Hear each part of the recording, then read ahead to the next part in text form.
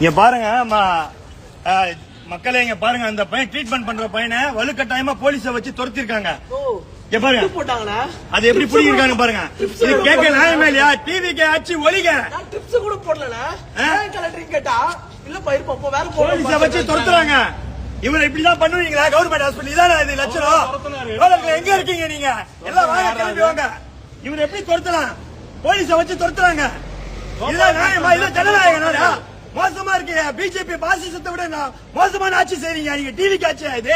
Hitler ஆட்சியா நீங்க? போலீஸ கைப்படைய வச்சு அடிப்பட்ட பையனா காயம் கூட ஆறல அப்படி துரத்துறீங்களா? நீங்களா மனுஷனுங்களா நீங்களா?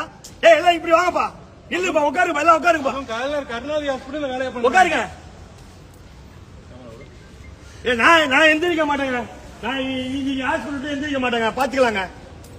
இது எந்த வழிக்கு போல? எதுக்கு யாரா அழுவாத? நான் இருக்க விடுறா. அதெல்லாம் இல்லண்ணா, இதே ஹாஸ்பிட்டல் எவ்வளவு பெருமை நம்மளே பேசியிருக்கோம். இதை எப்படி கேவலா பாத்துறாங்கண்ணே. நான் இந்த பக்கம் காசு இல்லைண்ணா இந்த பிரைவேட் ஹாஸ்பிட்டல் பாக்கிறதுக்கு.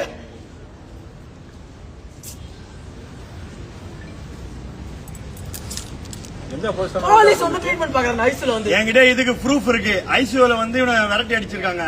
நாங்க கமிஷனர் ஆபீஸ் போறோம். கமிஷனர் ஆபீஸ் போவோம். இது வரைக்கும் 100 கால்ஸ் எடுத்திருக்காங்க, எல்லாம் ரிப்போர்ட் எடுத்தாங்க. அவங்க மேல எந்த நடவடிக்கையும் எடுக்கல.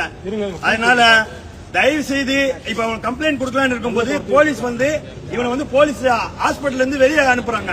இதுதான் டிவிக்கு ஆட்சி, இதுதான் விஜயன் ஆட்சி, இதுதான் மாற்றம். உங்களுடைய இதான் மாற்றம், உங்களுடைய மாற்றம். உதயநாத் தம்பின்னு சொன்னா அடிப்பீங்களா? அப்படின்னா விஜய் பொண்டாட்டியா இருக்கலாம் சொல்றீங்களா? அப்ப நாங்க அடிக்கட்டுமா? எங்களுக்கு வன்முறை தெரியாது. திருப்பி சொல்றியா? உதயநாத் தம்பி, உதயநாத் தம்பி தான் என்ன பண்ணுவீங்க? அங்கேயே நின்றுருக்கீங்க. வாங்க வீடியோல வந்து நில்லுங்க.